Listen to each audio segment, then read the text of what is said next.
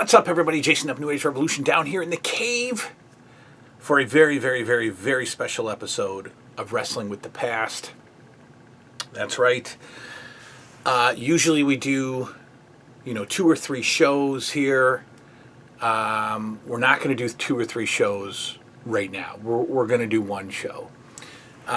Because something so spectacular happened in December 1984 of the WWF. Something so bizarre, something so surreal, something that I'm still trying to process. And we need to dedicate an entire episode to it. So, the Maple Leaf Wrestling show from 12/15/84, we will talk about next episode as we group it in with the other television shows of that particular week. We have to dedicate an entire episode right now to the December 18th, 1984 episode of Tuesday Night Titans of TNT, because on that episode is something called the Wedding of Butcher Vachon. And it is the most insane thing I have seen thus far while watching, the history of WWF in the 80s. I thought that the Wedding of Butcher Vachon was a skit. I thought it was a segment. I thought it was brief. It's not. It is the entire 2-hour December 18th, 1984 episode of Tuesday Night Titans. It's the whole show. And some of the most bizarre, unexplainable things happened in this entire episode, and we need to talk about it. We need to jump right into it. Tuesday Night Titans begins, as always, with the opening credits, the opening theme song, Lord Alfred Hayes' voice introducing the show. We end the credits, and we have a ring. It's the TNT studio is changed. Now we have a wrestling ring in the center of the studio, and that's our opening shot. It's not a WWF ring. It's a smaller ring, and it is decorated for a wedding. It's got flowers all in the ring. It's got, lace and garland or whatever on the ropes. And we have Howard Finkel standing in the ring. I'm going to sneeze. I'm not editing that out. You can see me sneeze. So then we go to Vince McMahon and Lord Alfred Hayes, who are sitting at ringside at a commentary table, and they're introducing us to the Butcher Vachon wedding show. And they're being silly, and they're saying, the list of distinguished guests that were invited to the wedding include Eddie Murphy and Madonna and, all kinds of 80s characters and, people like that, the famous, whoever was famous in the 80s. Vince McMahon was saying that they got an invite. The Queen, of course, for Lord Alfred, the Queen of England was invited. But instead,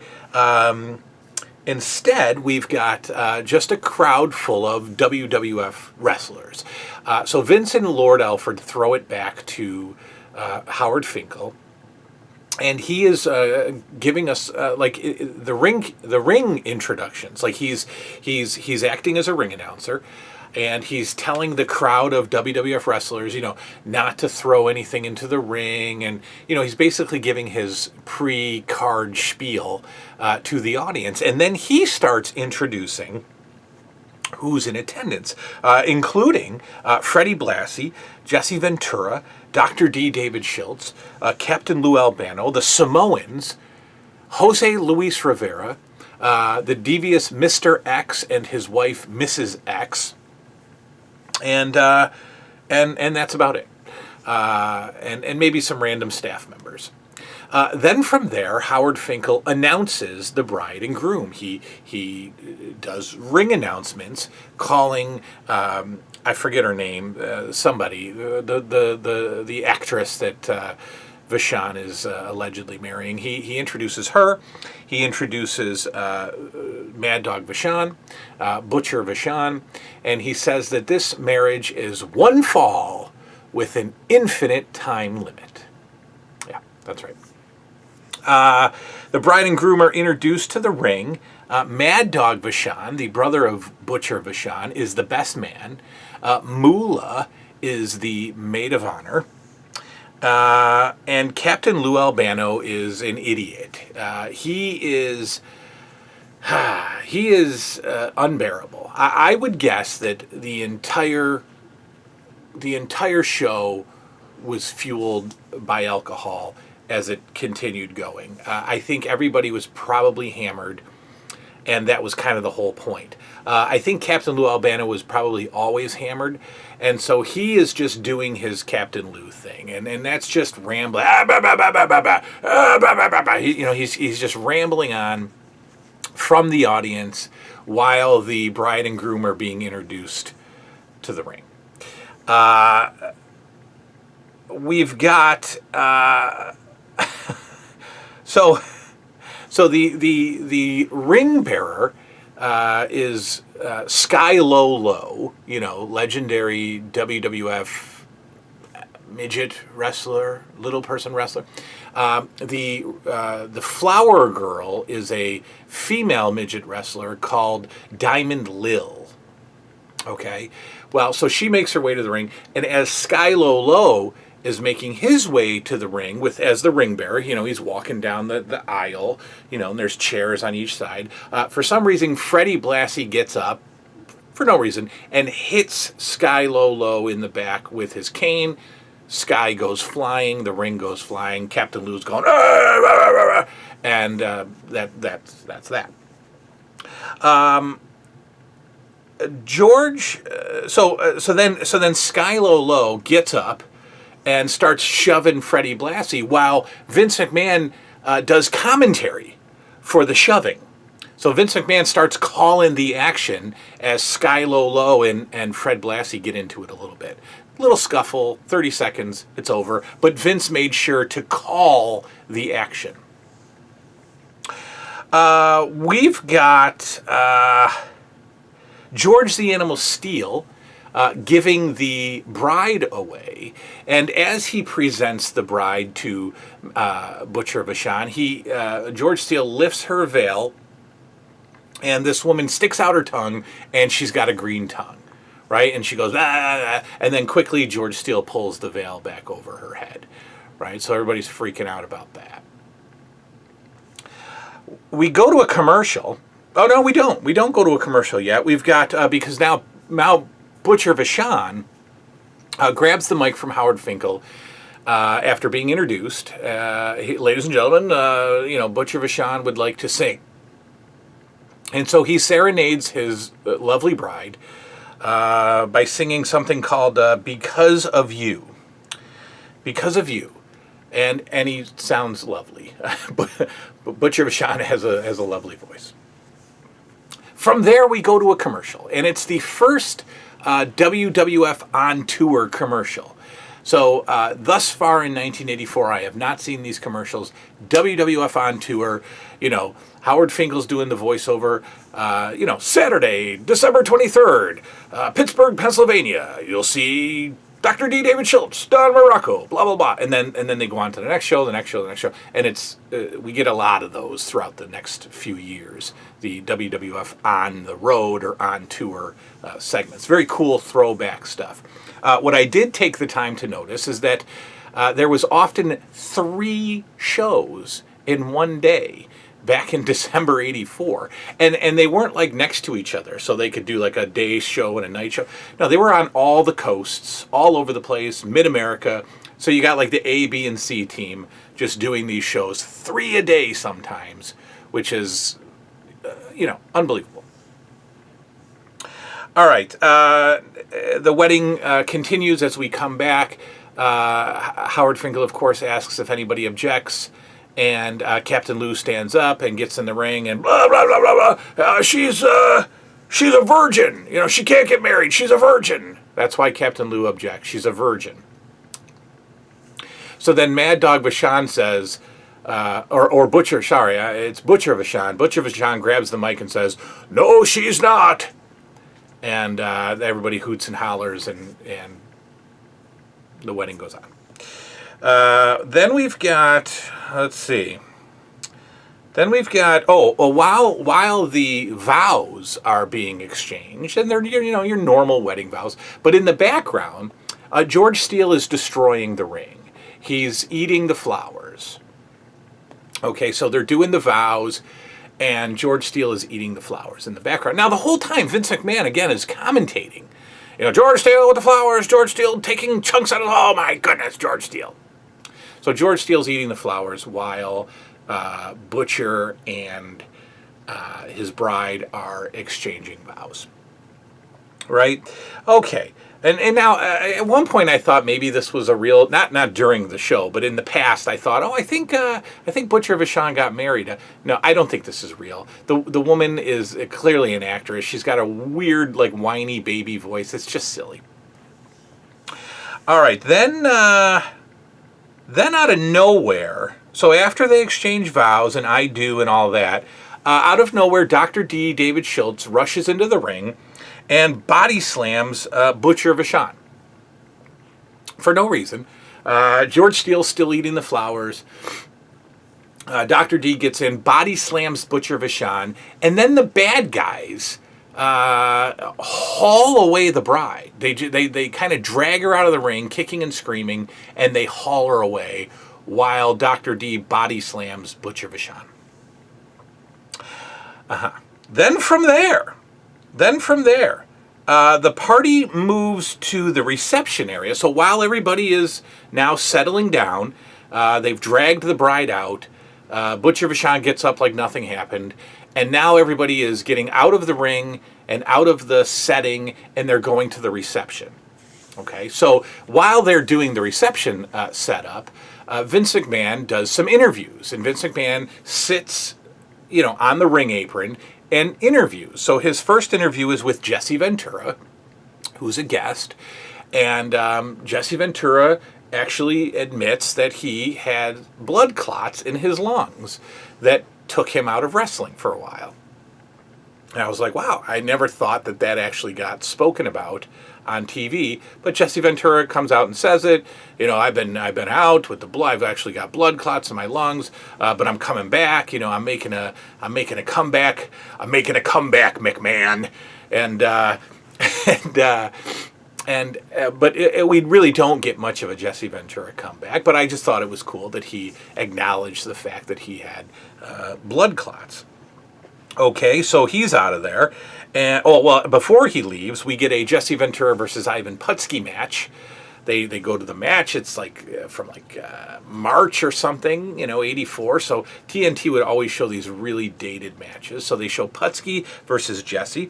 Fine, we've talked about that already. We come back, and Vince McMahon is interviewing the Samoans.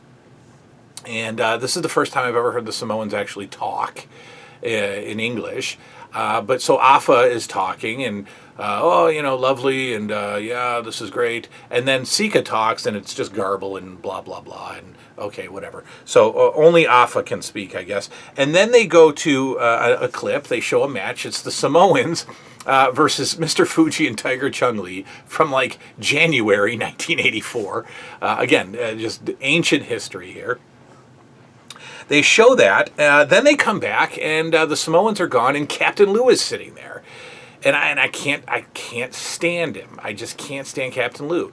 But something's happening here. I think we've got a seed planted for the good guy, the face turn of Captain Lou, because he starts talking about his involvement with MS, and he's totally a good guy, and he's totally breaking character. It's temporary, but he's totally, out of character, and, MS is a horrible disease, a very ugly disease, and so they needed an ugly spokesperson, and I'm the ugliest spokesperson they could find, and that was his whole, deal with MS. He's an ugly man fighting an ugly disease. I love it. It's great, but I don't like Captain Lou. I'm sorry, as a good guy either. But that's weird, because that's kind of how it happened. Now it happens in MSG. Piper knocks him out, hits him with the gold record, whatever. He and Cyndi Lauper become friends.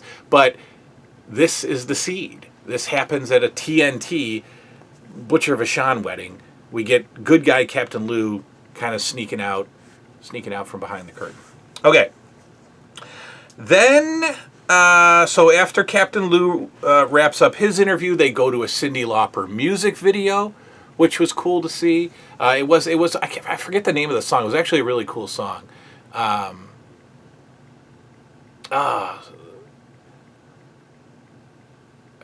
is it? Love. Something changes everything. What's that song?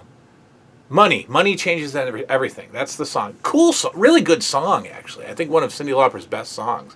Money changes everything. They show the video of that, the whole video. Then we come back. And we're at the reception room now. We're at the reception. Starts off normal, right? Everybody's giving gifts to the bride and groom, and they're wrestling related gifts. Captain Lou gives them a box of rubber bands, things like that. And then we get a toast from George the Animal Steele. Everybody wants George the Animal Steele to do a toast, and this is at a time when George Steele can't talk, right? And he's doing the stuttering and the forced talking. So now they want George Steele to do a toast, right? Come on, George, do a toast, George, toast, George. That's Captain Lou. Come on, George, toast, George. So George's toast, he says, pumpernickel. You get it? George Steele's toast is pumpernickel. Okay, great. Then they do an Afa and Sika toast, right? Afa and Sika do a toast. The Samoans do a toast. This time they're not speaking English. They can't speak, so they're just rattling on in Samoan. But what's interesting is, in the background, George the Animal Steele is just walking around, sipping his drink, talking. You can see that he's talking to somebody off camera. I'm like, where's the quality control here? You got George Steele walking in the camera, totally normal, sipping a whiskey and talking and laughing with somebody. I'm like, what is going? Okay. So we got the toast. Okay, and my guess is everybody is hammered, but my guess is that Captain Lou Albano is especially hammered, and he's doing stuff that I don't think, much of this was just ad-libbed, seat of your pants, do your thing, be a frat, a fraternity house of knucklehead wrestlers all you want, because Vince McMahon and Lord Alfred Hayes are kind of talking a little bit, and this wedding's going very well, isn't it, Lord Alfred? And Albano comes up and burps into McMahon's mic, just like grabs it and goes, and like a real burp. Like a real burp. You could tell it's a real, and then McMahon's disgusted face, oh my God, get out of here. Great. And he does it twice. Like McMahon's talking, and then you can kind of see Albano trying to grab the mic, and McMahon's pulling it back, and Albano grabs it, burps into the microphone. Oh God, it's so bad. All right, and then randomly we get Barry Windham versus Moondog Rex. They go to that footage. Okay, fine, we've talked about that. Then we come back, and Lou Albano and the Samoans are up on the stage, and they're singing. Right, but it's incoherent, and Albano's going rah, rah, rah, rah, rah, rah, rah, rah, rah, and the Samoans are just kind of singing. But there's 3 Samoans, right? It's not Samu, it's not the Tonga Kid. I looked closely. It's Rikishi. It's Fatu, who was nowhere near the WWF at this time, but he's there. They don't acknowledge him. They don't name him. But Rikishi is there with the Samoans, and he's singing, and Albano is singing, and the Samoans are singing, and it's awful. And then it's time for cake. And so the bride and groom are standing there, and they're cutting the cake. And out of nowhere, Dr. D, David Schultz, gets up again and comes to the cake table and gets right in the face of the bride and starts talking about how she needs to be a good woman, and you need to take care of your man, and when he has a flat tire, you get yourself out there and you change his tire, and you make sure he's fed, and you cut his meat, and you cut the firewood, because if I hear differently, you're going to answer to me, woman. You understand me, woman? And he's like super intimidating. I mean, Dr. D. David Schultz is a scary guy, but he's about to physically assault this woman. Like Dr. Domestic violence is what we're going to call him. Now, he's insane. He's a scary guy. I don't know if it's shtick or not, but he's nuts. And so that happens. Right? So, after he follows up his berating of the bride, he grabs a piece of cake, shoves it in her face. So now he physically assaults the bride. Butcher Vachon is laughing his head off. He's not going to interfere. He's not going to save the bride. But unfortunately, or fortunately for us, the food fight begins. Right? So now we've got food flying everywhere. Everybody's getting up. Pies come out of nowhere. Everybody's got pies. They're pie facing everybody. Cake, pies, champagne. They're spraying champagne all over the place. Then all the wrestlers just decide to trash the set.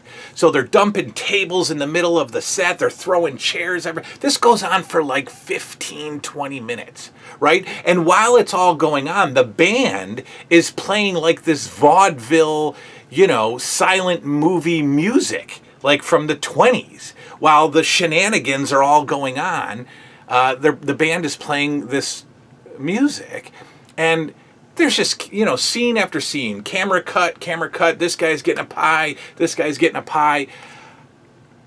and the floor is slippery, and everybody's slipping around, and guys are falling, and they got legitimate smiles and laughs on their face. McMahon is cracking up half the time. Alfred Hayes is looking there disgusted at everybody. I have no idea what this was. And then that's it, right? They beat the heck out of the stage. Everybody's got pies. They cut to a break. They come back. It's McMahon and Alfred Hayes with pie all over their face, and they basically close the show. And that's it. But again, what on earth was this? How did this happen? How did this come about? This was not scripted. I mean, I'm sure it was, but these guys went into business for themselves. The pie throwing, the silliness, Albano burping. I could not believe what I was watching the WWF morph into the future WWF with the cartoony nonsense, the Doink the Clown, the Duke the Dumpster Drosy, the silliness that they became. It really started in 1984 when we had this pure territorial wrestling stuff. No. Vince McMahon's 12-year-old brain wanted to do this, these poopy jokes ever since 1984. And this is a huge indication of that. Go out of your way to see this. It's on Peacock. I don't know if it's edited on Peacock, but you have to see this. And you have to just sit there and say, what is this? What did I just see? The wedding of Butcher Vachon, the 2-hour TNT episode dedicated entirely to the wedding of Butcher Vachon. Unbelievable, surreal entertainment. I couldn't believe it. It's stuck in my head. I'll probably have to watch it a second time. It's unbelievable. Okay, we'll get back to normal with the next Wrestling with the Past. We'll talk about Maple Leaf 12-15. And then I believe we go right into the final MSG show of the year, which really starts to usher in WrestleMania. We'll get to that. Go watch Butcher Vachon's wedding. Be amazed. It's insane. Good night now.